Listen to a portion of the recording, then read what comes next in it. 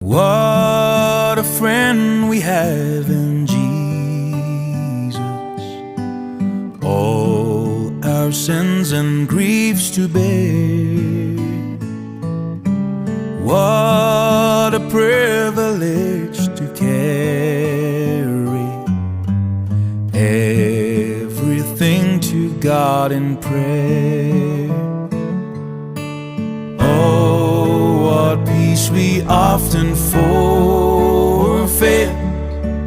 Oh, what needless pain we bear. All because we do not carry everything to God in prayer.